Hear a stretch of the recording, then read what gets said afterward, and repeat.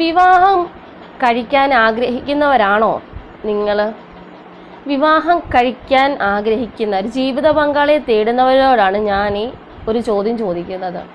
നിങ്ങൾ കുറേ കണ്ടീഷൻസ് വെച്ചിട്ടാണോ നിങ്ങൾ നിങ്ങളുടെ ജീവിത പങ്കാളിയെ ചൂസ് ചെയ്യുന്നത്?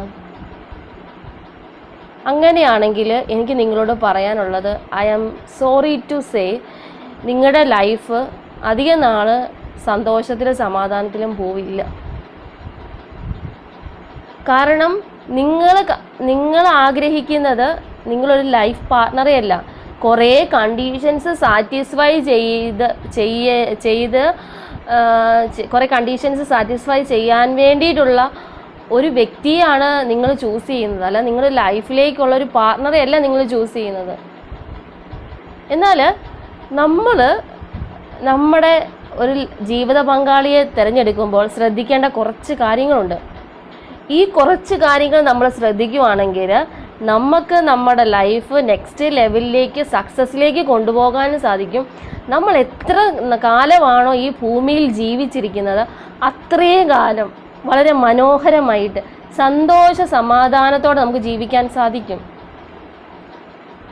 അപ്പം നമ്മൾ ജീവിത പങ്കാളിയെ തിരഞ്ഞെടുക്കുമ്പോൾ നമ്മൾ ശ്രദ്ധിക്കേണ്ട കുറച്ച് കാര്യങ്ങളുണ്ട്. ആദ്യം, നമ്മൾ പോസിറ്റീവായിരിക്കണം, നമ്മുടെ സോൾ പവർ ഹയർ ആയിരിക്കണം. 2, നമ്മുടെ മനസ്സിനിണങ്ങിയ വ്യക്തിയെ നമ്മൾ വിവാഹം ചെയ്യാവുള്ളൂ.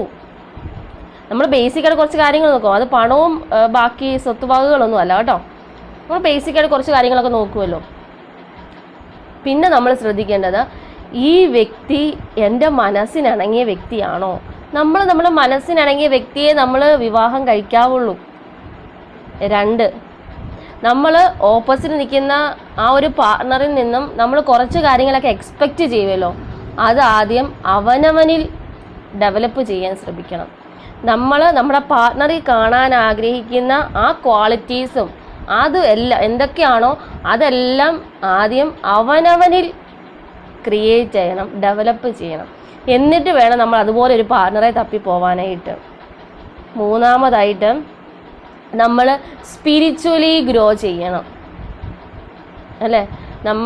നമ്മുടെ കരിയറിലും നമ്മുടെ വിദ്യാഭ്യാസത്തിലും നമ്മുടെ എല്ലാ ഏരിയാസിലും നമ്മൾ ശ്രദ്ധിക്കും. പക്ഷെ നമ്മൾ ശ്രദ്ധിക്കാതെ വിടുന്നൊരു കാര്യമാണ് സ്പിരിച്വലി ഗ്രോ ചെയ്യണം. ഓരോ വ്യക്തികൾ, നമ്മൾ ഓരോരുത്തരും എന്ത് ചെയ്യണം? സ്പിരിച്വലി ഗ്രോ ചെയ്യണം. നമ്മൾ സ്പിരിച്വലി ഗ്രോ ചെയ്യുമ്പോഴത്തേക്കും നമ്മൾ ഓട്ടോമാറ്റിക്കായിട്ട് നമ്മുടെ സോൾ പവർ ഹയർ ആവും.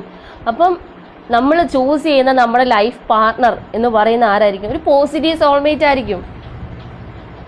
നമ്മുടെ ജീവിതത്തിലേക്ക് വരുന്നത് ഒരു പോസിറ്റീവ് സോൾമേറ്റ് ആണെങ്കിൽ നമ്മുടെ ലൈഫ് നെക്സ്റ്റ് ലെവലിലേക്ക് പോകും.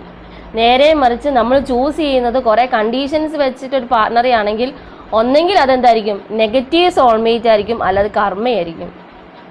അങ്ങനെയാണെങ്കിൽ നമ്മുടെ ലൈഫ് 2-3 മാസം അതിൽ കൂടുതലൊന്നും ഒരു സന്തോഷ സമാധാനത്തെ കൂടി ഒരു 6 മാസം വരെ നമുക്ക് എന്ത് ചെയ്യാൻ പറ്റും? നമ്മുടെ ലൈഫ് ഹാപ്പി ആയിട്ട് പോകും.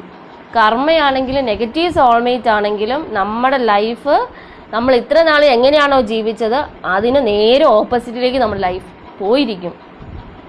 അതുകൊണ്ട് നമ്മൾ ശ്രദ്ധിക്കേണ്ടത്, ഞാൻ വിവാഹം കഴിക്കാൻ പോകുന്ന എൻ്റെ വ്യക്തി, എൻ്റെ ജീവിത പങ്കാളി ഒരു പോസിറ്റീവ് സോൾമേറ്റ് ആണോ എന്നാണ്. പോസിറ്റീവ് സോൾമേറ്റ് ആണെങ്കിൽ അവരുടെ ആ ഒരു പ്രസൻസ്, കാരണം നമ്മുടെ ഒരു ഉറപ്പീരൊക്കെ കഴിയുമ്പം എനർജി വൈസ് നമ്മൾ അങ്ങോട്ടും ഇങ്ങോട്ടും എന്തായിരിക്കും? കണക്റ്റ് ആയിരിക്കും. ആ സമയം മുതൽ നമ്മുടെ ലൈഫ് നെക്സ്റ്റ് ലെവലിലേക്ക് പോയിരിക്കും. നമുക്കവിടെ ഈ പോസിറ്റീവ് സോൾമേറ്റ് വന്നു കഴിഞ്ഞാൽ നമ്മൾ ഹെൽത്ത് വൈസും വെൽത്ത് വൈസും റിലേഷൻഷിപ്പിലും നമ്മുടെ ജോബിലും എല്ലാ ഏരിയാസിലും നമുക്ക് സമൃദ്ധി മാത്രമേ വരത്തുള്ളൂ. മനസ്സിലാവുന്നുണ്ടോ? അതുപോലെ തന്നെ നമ്മുടെ ഈ ജീവിതമാകുന്ന വിവാഹം കഴിഞ്ഞിട്ടുള്ള യാത്രയിൽ നമുക്ക് ചില ഇൻസിഡൻറ്റുകൾ നമ്മുടെ ലൈഫിൽ വരും. ഈ സമയത്ത് നമ്മളെ ചേർത്ത് പിടിക്കാനും നമുക്ക് സപ്പോർട്ട് തരാനും വേറെ ആരെക്കൊണ്ട് സാധിക്കില്ല. നമ്മുടെ ഈ പാർട്ണറെ കൊണ്ട് മാത്രമേ സാധിക്കത്തുള്ളൂ. അതുകൊണ്ട് നമ്മൾ ജീവിത പങ്കാളിയെ തിരഞ്ഞെടുക്കുമ്പം കുറേ കണ്ടീഷൻസിൻ്റെ ബേസിലാവരുത് നമ്മൾ എന്ത് ചെയ്യേണ്ടത്, ജീവിത പങ്കാളിയെ ചൂസ് ചെയ്യേണ്ടത്. നമ്മൾ ചൂസ് ചെയ്യേണ്ടത് നമ്മുടെ മനസ്സിനിണങ്ങിയ വ്യക്തിയായിരിക്കണം. അതുപോലെ തന്നെ അവരിലുണ്ടാകുന്ന, നമ്മൾ അവരിൽ കാണാൻ ആഗ്രഹിക്കുന്നതല്ല, നമ്മൾ നമ്മളിൽ തന്നെ ക്രിയേറ്റ് ചെയ്തെടുക്കണം.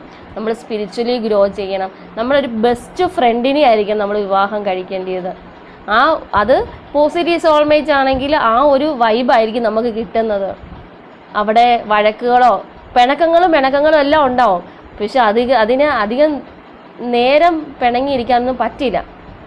കുറച്ച് മണിക്കൂറുകൾ, അല്ല ഒരു ദിവസം വരെ ഒന്നും പോവില്ല ഇവർ തമ്മിലുള്ള പിണക്കം. മനസ്സിലായോ? അപ്പം നമ്മൾ ചൂസ് ചെയ്യേണ്ടത് നമ്മുടെ ജീവിത പങ്കാളി എന്തായിരിക്കണം, പോസിറ്റീവ് സോൾമേറ്റ് ആയിരിക്കണം. അതിനാദ്യം നമ്മൾ നമ്മുടെ വൈബ്രേഷൻ ഫ്രീക്വൻസി എന്ത് ചെയ്യണം, ഹയർ ആക്കണം.